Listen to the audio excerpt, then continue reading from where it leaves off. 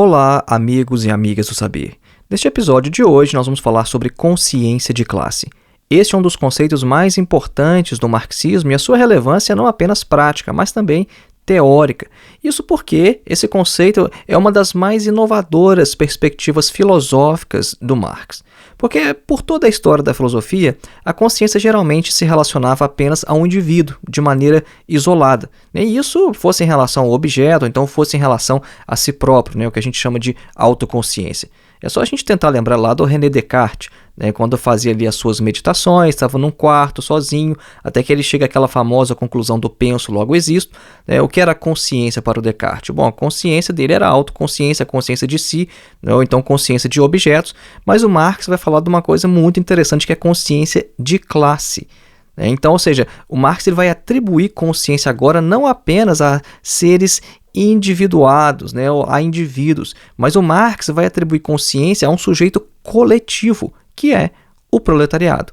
Então nós vamos investigar um pouco o conceito de consciência de classe, porque a gente vai ver que é um conceito que apresenta várias dificuldades teóricas que a gente às vezes não imagina possuir. É uma coisa que a gente só percebe quando vai de fato investigar a coisa. Parece que todo mundo sabe o que é consciência de classe. Quando a gente fala aí no campo social, aquele trabalhador não tem consciência de classe. Mas a coisa é mais complexa e nesse episódio nós vamos discutir um pouco sobre isso. E nós vamos nos apoiar principalmente nas reflexões do filósofo húngaro marxista Georg Lukács, que fez uma leitura bem interessante do conceito em Marx. Acompanhe.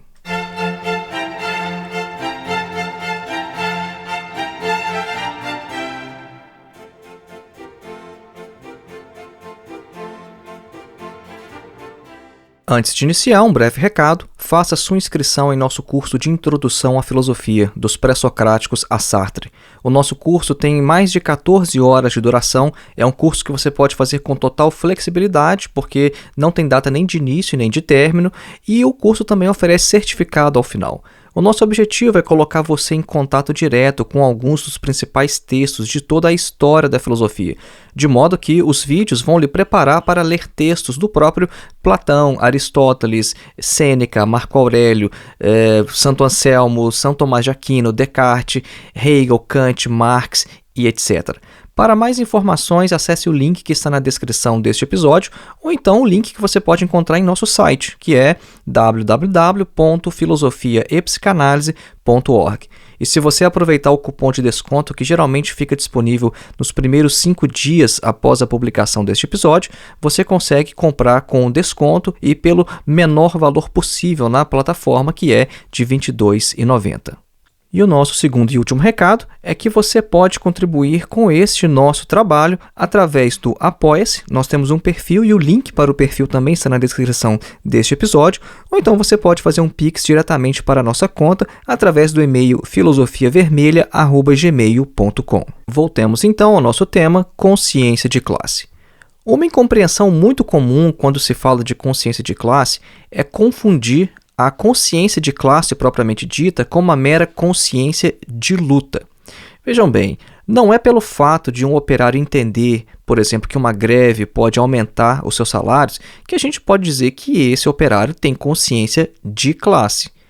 Isso nos mostra que esse conceito é mais um daqueles que a gente acha que sabe do que se trata, mas só até o momento é que a gente precisa explicar esse conceito a alguém. Isso nos lembra aquele exemplo clássico do filósofo Santo Agostinho, quando ele refletia sobre o tempo. O Santo Agostinho ele falou o seguinte, abre aspas, o que é, por conseguinte, o tempo? Se ninguém me perguntar, eu sei. Se eu quiser explicar a quem me fizer pergunta, já não sei. Vejam só que interessante, o Santo Agostinho falando, olha, o tempo, a gente usa o conceito de tempo, na linguagem cotidiana como se a gente soubesse do que está falando, e ninguém tem dificuldade nenhuma com isso. Agora pergunta para um filósofo o que é o tempo, para ele tentar explicar, aí surge uma dificuldade tremenda. Por isso que o Santo Agostinho fala, se ninguém me pergunta o que é o tempo, eu sei. Se alguém me perguntar, eu já não sei. E com consciência de classe é mais ou menos a mesma coisa. A gente fala de consciência de classe para lá e para cá, a gente fala sobre isso o tempo todo, a gente às vezes acha que sabe até reconhecer quando o indivíduo tem consciência de classe ou não, mas se a gente tiver que explicar, aí a gente vai ver que a coisa apresenta maiores dificuldades, né? E quando a gente se debruça sobre os textos do Marx, a gente percebe que essa categoria ela apresenta mais nuances do que parece num primeiro momento. Agora, se o campo progressista, se o campo revolucionário, né, ali na política, ele se propõe a desenvolver a consciência de classe dos trabalhadores, então a gente precisa saber do que é que a gente está falando. A reflexão que a gente está apresentando aqui, ela pode ser encontrada em nosso livro Duvidar de Tudo, Ensaios de Filosofia e Psicanálise. Você também pode adquirir o nosso livro clicando no link que está na descrição deste episódio. Então vamos falar inicialmente sobre o ser do proletariado. Vejam bem que a gente já está falando aqui numa linguagem filosófica, né? O que é o ser do proletariado? O ser é um conceito filosófico, um conceito ontológico, e a gente quer falar agora sobre o ser do proletariado. E para isso a gente vai recorrer àqueles textos do Marx, né, nos quais o Marx era mais filosófico, ele se ocupava mais diretamente, né, com a filosofia. Melhor dizer assim, né, porque o Marx ele nunca deixou de ser filosófico. Por mais que no Capital ele evite a terminologia filosófica, ele ainda é extremamente filosófico, mesmo em O Capital. Mas nessas obras de juventude ele se expressava de forma mais aberta em termos filosóficos. Então vamos a um desses textos que é A Sagrada Família, né, no qual Marx e Engels eles estão afirmando algo interessante sobre a consciência de classe proletária. Em A Sagrada Família, Marx e Engels vão afirmar que a consciência de classe não se trata do que, abre aspas, este ou aquele proletário, ou até mesmo do que o proletariado inteiro pode imaginar de quando em vez como sua meta. Trata-se do que o proletariado é e do que ele será obrigado a fazer historicamente de acordo com seu ser. Sua meta e sua ação histórica se acham clara e irrevogavelmente predeterminadas por sua própria situação de vida e por toda a organização da sociedade burguesa atual. Fecha aspas. Eu quero chamar a atenção aqui nessa passagem para a distinção importante entre o que o proletariado pode às vezes imaginar ou então representar, né? No alemão eles usam o termo Vorstellen, né, como seu objetivo, por um lado, ou seja, o que o proletariado imagina e representa como seu objetivo, e do outro lado, o que ele é. Porque eles estão falando aqui, olha, o que será determinante na ação histórica do proletariado funda-se em seu próprio ser social e não naquilo que ele pensa sobre si mesmo. E o Engels também ele vai fazer uma reflexão muito esclarecedora nesse sentido na exposição que ele faz em outra obra que é Ludwig Feuerbach e o fim da filosofia clássica alemã. Nessa obra, o parceiro de Marx ele vai afirmar que para compreender a história, a gente precisa ir além da intenção consciente e dos motivos que levam os homens a agir. Vejam só que interessante, então, esse texto do Engels que a gente vai ler agora, que está em Ludwig Feuerbach e o fim da filosofia clássica alemã. Abre aspas. As numerosas vontades individuais que operam na história produzem, na maior parte do tempo, resultados completamente diferentes daqueles desejados, frequentemente até opostos e, por conseguinte, seus motivos têm igualmente uma importância apenas secundária para o resultado do conjunto. Por outro, restaria saber quais forças motrizes se escondem, por sua vez, atrás desses motivos.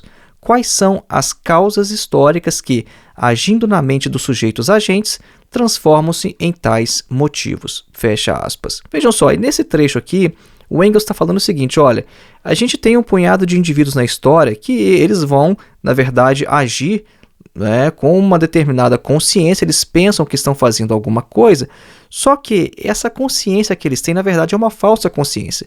Eles estão agindo determinados por outros motivos que a gente precisa investigar na história. O Engels está aqui, de certa forma, como um psicanalista do campo social. Ele está, de certa forma, antecipando uma ideia de um inconsciente, de uma motivação inconsciente para as nossas ações. A gente consegue encontrar já aqui uma relação com o que o Freud falaria, algumas décadas depois.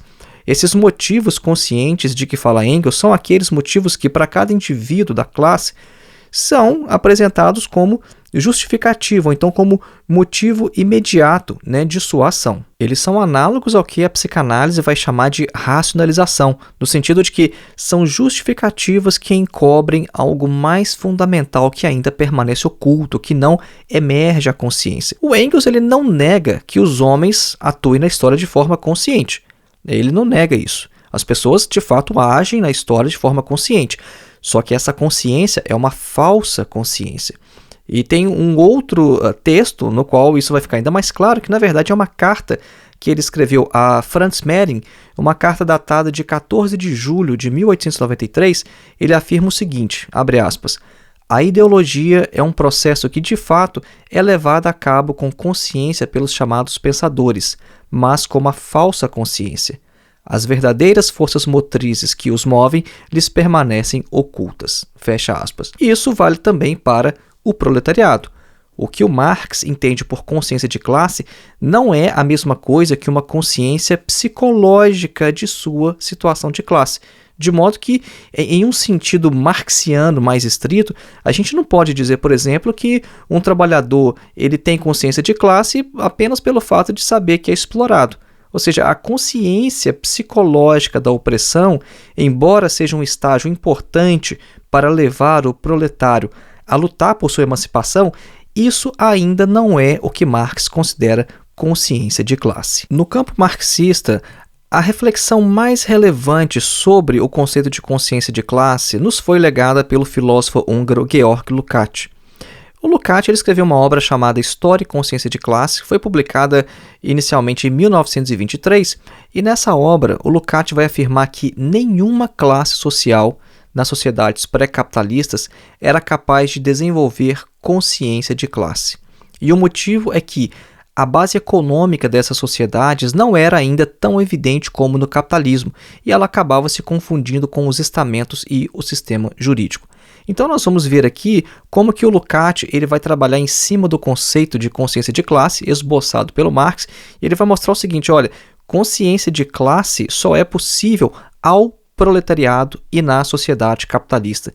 Se a gente quiser falar sobre o feudalismo, por exemplo, não, lá não era possível ter consciência de classe. Lá a gente não podia falar que um servo tinha consciência de sua classe social. Não, ele podia ter consciência psicológica de que ele era oprimido, ele podia ter consciência psicológica de que quem que ele era ali na estratificação social. Agora, consciência de classe no sentido marxiano, isso não era possível, isso só surgiu com o capitalismo e só o proletariado é capaz de ter isso. Então agora a gente vai entrar um pouco nas reflexões do Lukács, né, nas reflexões que ele apresenta nessa obra magistral, que é a obra que deixou o Lukács mais conhecido no campo marxista, e é uma obra que está ali na base da chamada Escola de Frankfurt, né, do chamado marxismo ocidental. Então vejamos, a divisão de algumas sociedades antigas em castas, por exemplo, vai mostrar que os elementos econômicos eles se uniam a outros, tais como os políticos e os religiosos. É por isso que apenas no capitalismo é que a estratificação da sociedade em classes vai se basear no lugar que cada uma ocupa no processo de produção. Muito embora essas classes pré-capitalistas elas não tenham desaparecido completamente com o surgimento do capital. Ainda hoje a gente consegue detectar alguns de seus vestígios. Quando a gente fala, por exemplo, da pequena burguesia, bom, a pequena burguesia não é uma classe que surgiu com o capitalismo, não é uma classe pura do capitalismo, mas é um vestígio de uma classe social que vem de uma outra formação econômica. É por isso que o Lukács vai falar, olha, na sociedade capitalista apenas burguesia e proletariado são classes puras. E isso se deve ao fato de que a sua existência e evolução baseiam-se exclusivamente no desenvolvimento do processo moderno de produção. As outras classes sociais, porque a gente tem várias classes sociais, né? O marxismo não afirma que tem só duas classes, né? Ou burguesia ou proletariado. Não, tem mais um monte de classes. Agora, classes puras que surgiram com o capitalismo são burguesia e proletariado, né? Só puras. Agora, as outras classes, como elas trazem em si resquícios dos modos de produção anteriores, essas outras classes elas são incapazes de perceber a sociedade atual em sua totalidade. E essas classes elas estão condenadas a desempenhar um papel subordinado na história, e elas nunca vão poder intervir efetivamente como fator de conservação ou então de progresso, ou então, em outras palavras, como classes exclusivamente reacionárias ou então revolucionárias. Como nós já citamos como exemplo, a pequena burguesia é uma dessas classes de caráter incerto e estéril.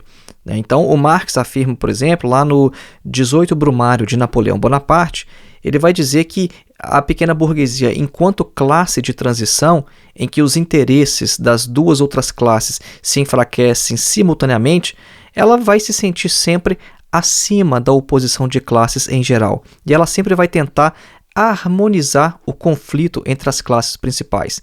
E assim como o campesinato também.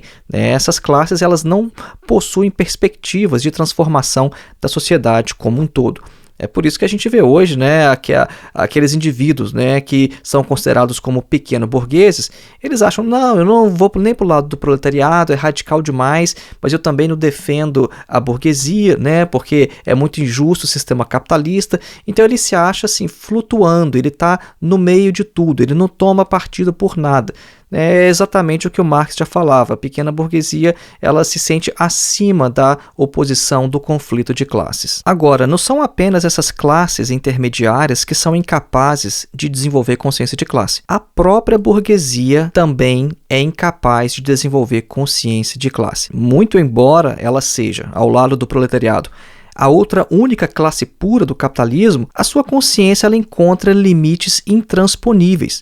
A burguesia possui, certamente, consciência psicológica dos seus interesses de dominação, só que para que ela tivesse, de fato, consciência de classe, ela teria que deixar de considerar os fenômenos da sociedade a partir de seu próprio ponto de vista. Isso quer dizer, a burguesia ela é capaz de refletir com certa clareza sobre todos os problemas inerentes ao capital.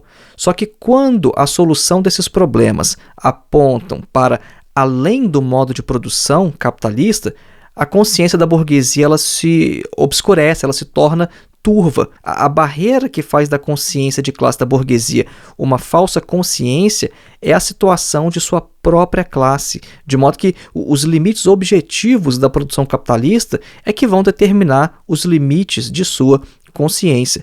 Isso quer dizer, a burguesia ela consegue ver os problemas, ela consegue ver os problemas do capitalismo.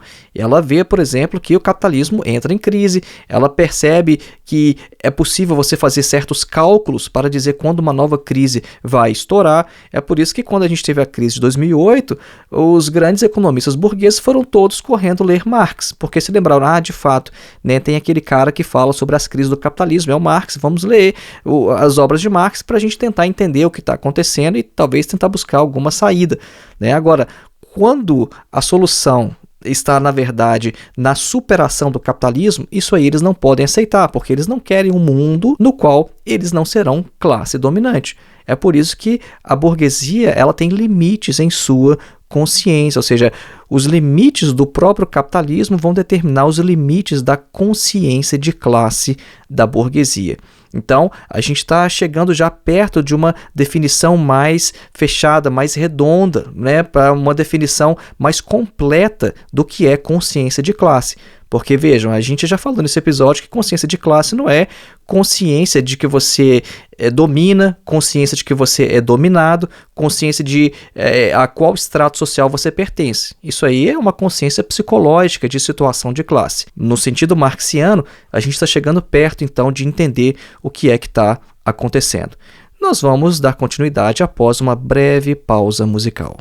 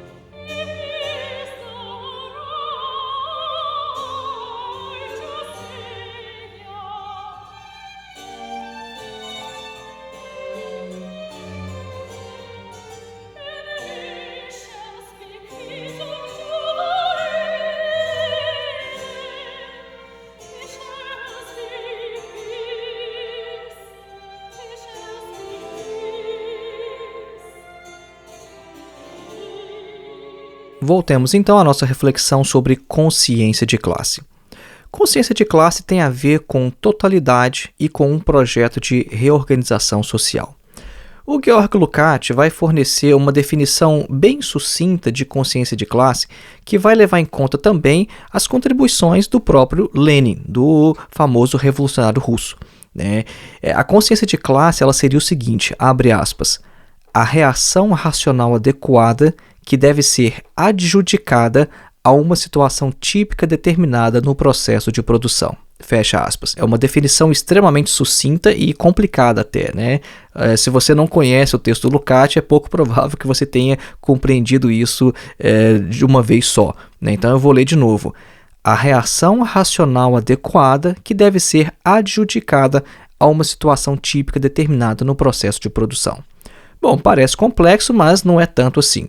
É porque o Lukács está usando aqui no alemão um termo que é zugerechnet, que também pode ser traduzido como imputado ou atribuído, de modo que essa curta formulação significa que, quando a gente relaciona a consciência com a totalidade da sociedade, torna-se possível reconhecer os pensamentos e os sentimentos que os homens teriam tido numa determinada situação de sua vida se eles tivessem sido capazes de compreender perfeitamente essa situação e os interesses dela decorrentes, tanto em relação à ação imediata quanto em relação à estrutura de toda a sociedade. Vejam só, a gente mencionou aqui uma relação entre interesses imediatos e objetivos futuros, e isso é de fundamental importância. Interesses imediatos é o que a gente quer agora, é o que a gente precisa resolver no momento. E objetivos futuros é que sociedade a gente quer daqui, 30 anos. A questão é a gente saber relacionar essas coisas. E no campo político isso é muito importante, porque o proletariado ele se distingue das outras classes justamente por não se ater apenas às particularidades dos acontecimentos históricos, mas também por sempre considerar as questões últimas do processo econômico objetivo. É por isso que o Marx vai afirmar em sua obra Salário, Preço e Lucro que é importante que o proletariado não superestime o efeito das lutas cotidianas contra o capital. As lutas cotidianas são, por exemplo, as greves, aquelas lutas principalmente organizadas pelos sindicatos. O Marx diz que o proletariado ele não deve se esquecer que nessas lutas ele pode até diminuir a velocidade da marcha do movimento, mas ele não pode mudar a sua direção, e que essas lutas elas são apenas paliativos que não curam a doença.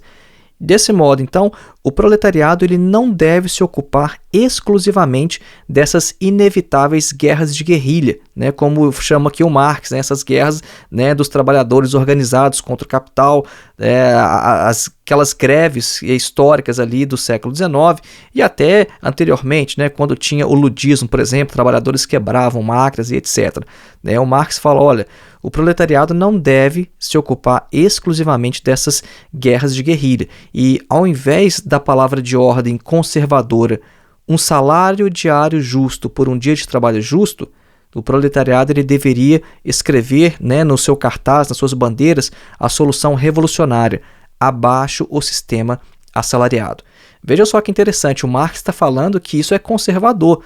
Você chegar com uma reivindicação assim, olha, um salário justo por um trabalho justo. Por que é conservador? Porque você vai apenas conservar o capitalismo com tais reivindicações. São justas, o proletariado ele deve receber de forma, entre aspas, justa o valor por aquilo que ele trabalha? Sim, só que a gente sabe que o próprio sistema assalariado já é em si injusto, E isso aqui é uma coisa complicada, porque a gente está falando de justiça, injustiça, e a gente acaba colocando o marxismo em dificuldades, porque o marxismo ele tem um problema com a questão normativa, com a questão ética, com o uso desse tipo de terminologia, de justiça ou injustiça. Mas isso é um assunto para um outro episódio. Mas o que o Marx está falando é que você pedir um salário justo por um dia de trabalho justo, isso é conservador. A solução revolucionária que você tem que colocar no cartaz lá na manifestação é abaixo o sistema assalariado. Então a gente está falando aqui sobre essa relação entre os interesses imediatos e os objetivos futuros, né? Por isso que a gente entrou nessa questão aí dessas guerras de guerrilhas, das greves, essas coisas, né?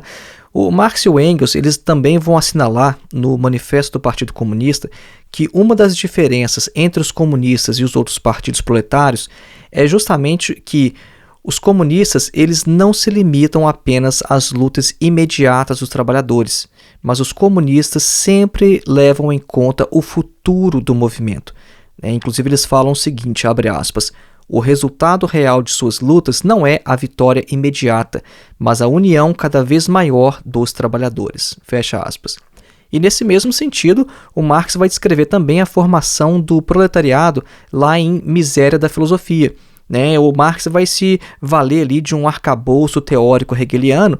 Ele vai afirmar que a concentração de um grande número de operários nas grandes fábricas foi o que primeiramente uniu o proletariado, o qual se constituía apenas como uma classe em si, ou em relação ao capital. Vejam só a formulação hegeliana, classe em si.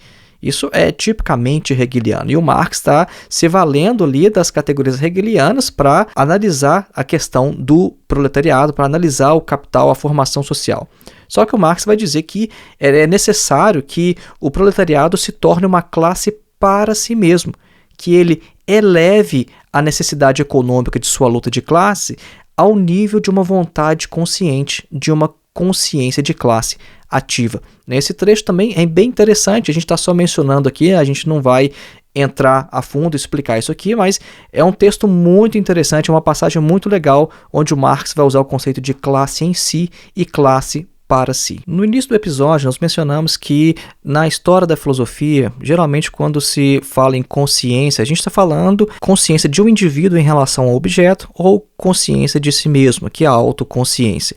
E consciência na filosofia geralmente é meramente, às vezes, um estado mental, uma coisa que se passa ali na própria cabeça do indivíduo.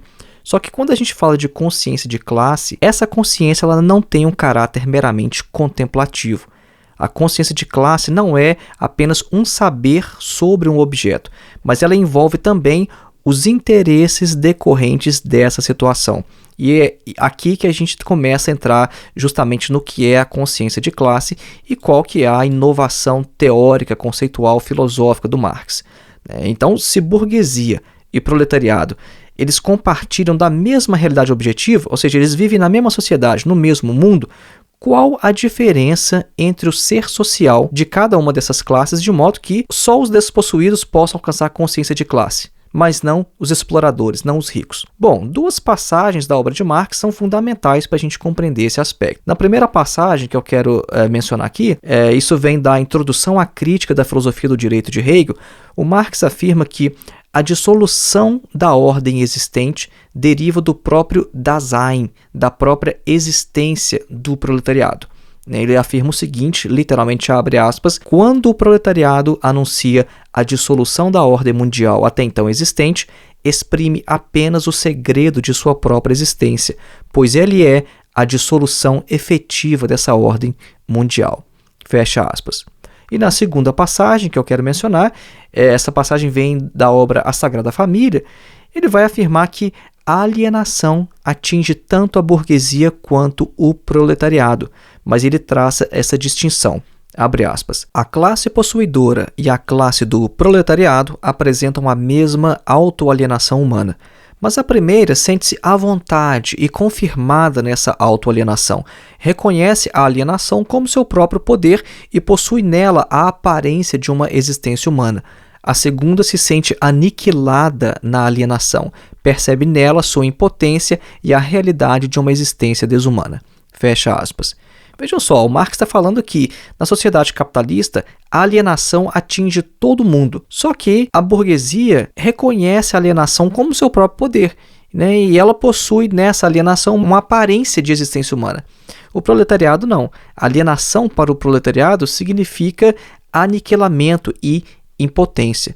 A questão é, já que não há diferença alguma na realidade social para ambas, ou seja, burguesia e proletariado, eles vivem na mesma sociedade e no mesmo mundo, no sentido de que nada tenha mudado nas condições objetivas de existência, o fundamental para uma mudança no ponto de vista de julgamento da classe diz respeito à categoria de mediação. Essa aqui é uma categoria muito importante na filosofia hegeliana e principalmente para a gente compreender o Lukács, especialmente nessa fase, dessa obra História e Consciência de Classe.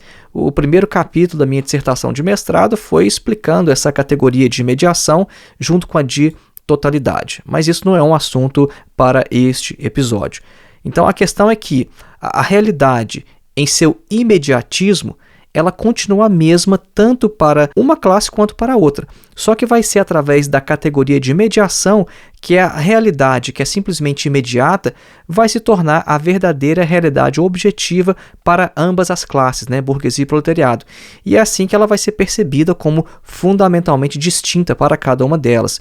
Isso vai se decorrer, por sua vez, do lugar que cada uma ocupa no processo econômico. Vejam só, o proletariado ele é obrigado a vender uma propriedade humana, que é a sua força de trabalho, como uma mercadoria, como uma coisa que lhe pertence, uma coisa que pode ser mensurada, calculada em horas ou então em termos de produtividade pela burguesia. Essas características que para a burguesia são vistas como quantitativas, elas vão se tornar do ponto de vista do proletariado como qualitativas, porque vão envolver toda a sua existência física, mental e moral. Quando o trabalhador ele vende a sua força de trabalho, que é a única mercadoria que ele tem, e integra essa mercadoria a um sistema mecanizado e racionalizado que funciona independente dele, É só imaginar como é que funciona uma fábrica, Tudo automatizado e está lá aquele trabalhador clássico numa linha de produção, está ali vendendo a sua mercadoria força de trabalho e se integrando àquele processo, no qual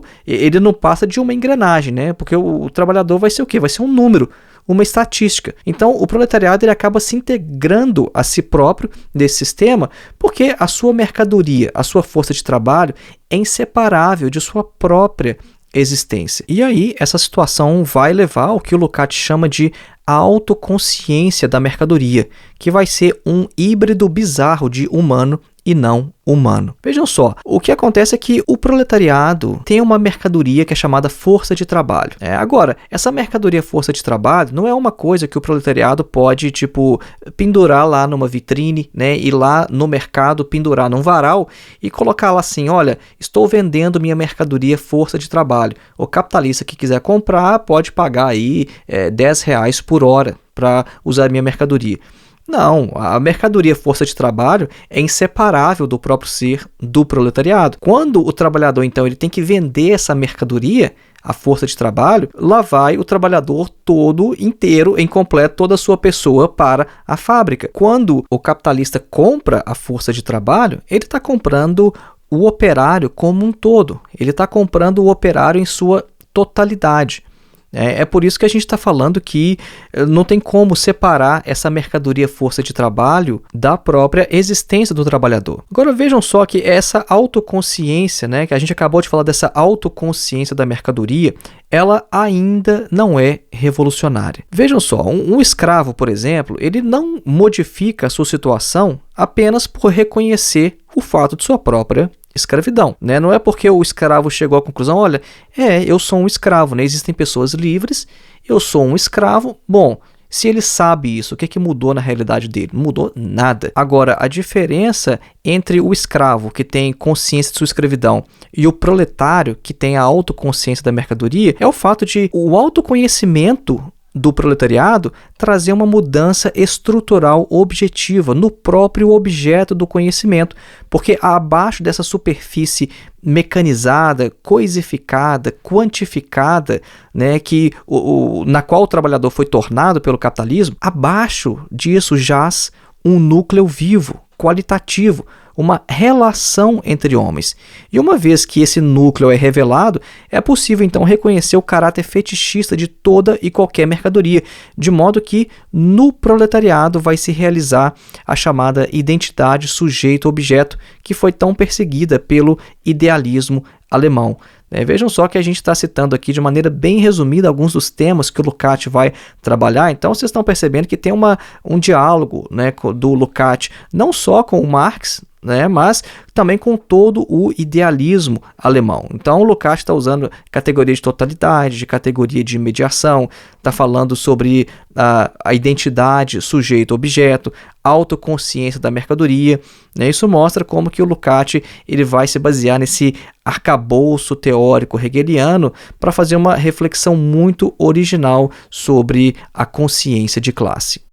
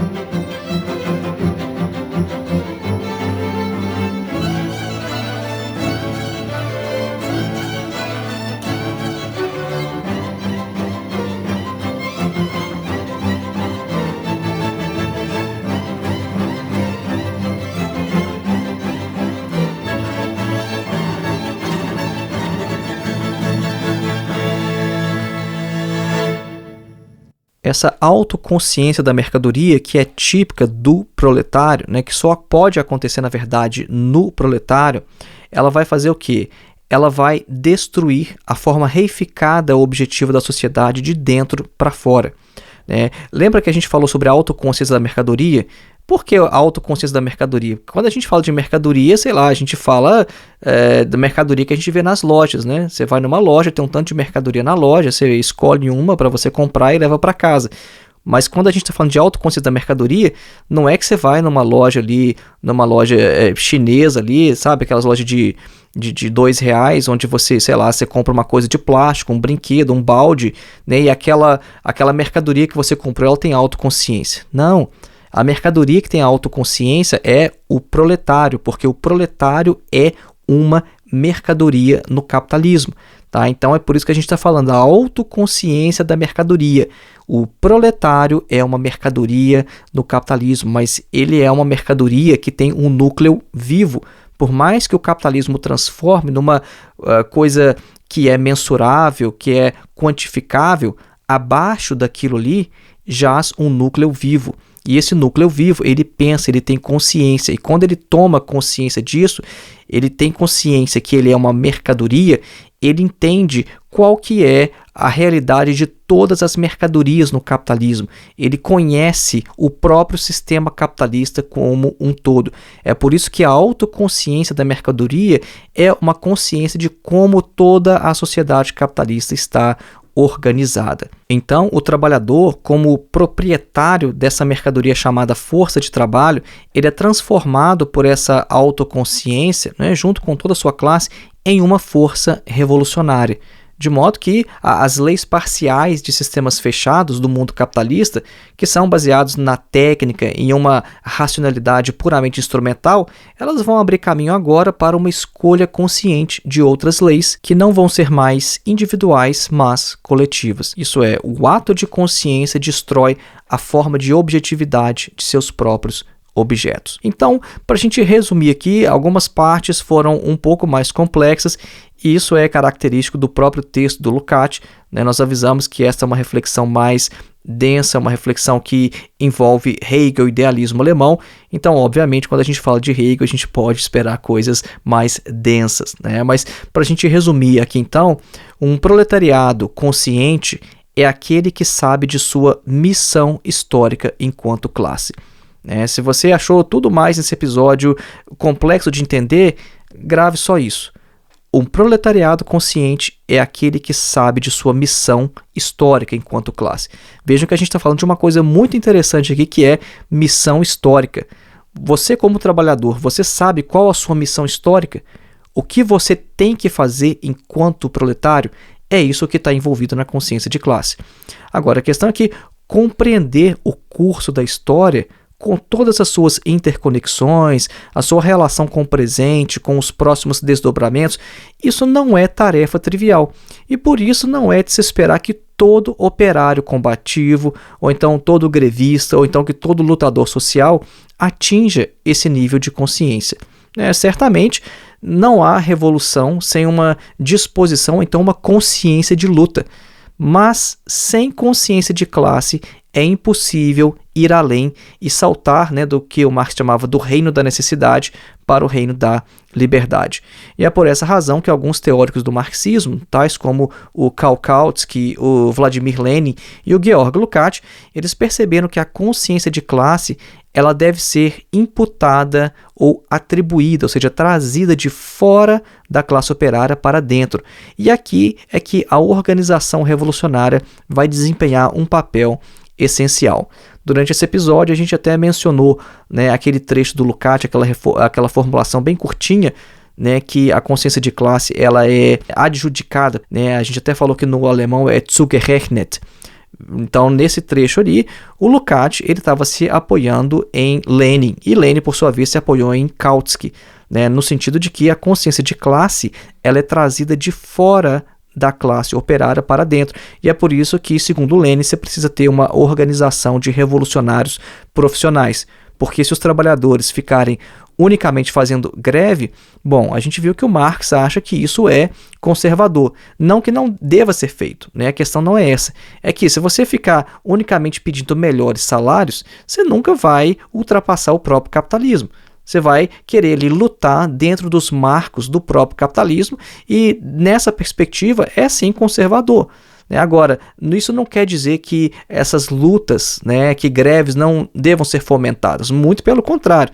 O Marx vai dizer, tem que fazer luta o tempo inteiro, tem que fazer greve o tempo todo. Agora, a gente só não pode parar nas greves e não fazer nada mais do que as greves. É por isso que é necessário, então, que a consciência seja trazida de fora da classe operária para dentro da classe operária, que os operários, então, compreendam a sua missão histórica, que é superar a sociedade capitalista. Então, é isso que basicamente está envolvido em consciência de classe. Mais uma vez, não é saber que eu sou explorado, é saber o que é que eu tenho que fazer já que eu sou explorado, já que o meu ser social me classifica, me define como um proletário. Foi esse aí o nosso episódio de hoje. Lembrando mais uma vez, faça a sua inscrição em nosso curso de Introdução à Filosofia. O link para o nosso curso está na descrição deste episódio e com um cupom de desconto válido nos 5 primeiros dias. Contribua também com a existência deste trabalho, sendo um dos nossos apoiadores através do Apoia-se. O perfil está na descrição deste episódio, ou então fazendo uma transferência de qualquer quantia para a nossa conta. O Pix é filosofiavermelha@gmail.com. Um grande abraço e até o próximo episódio.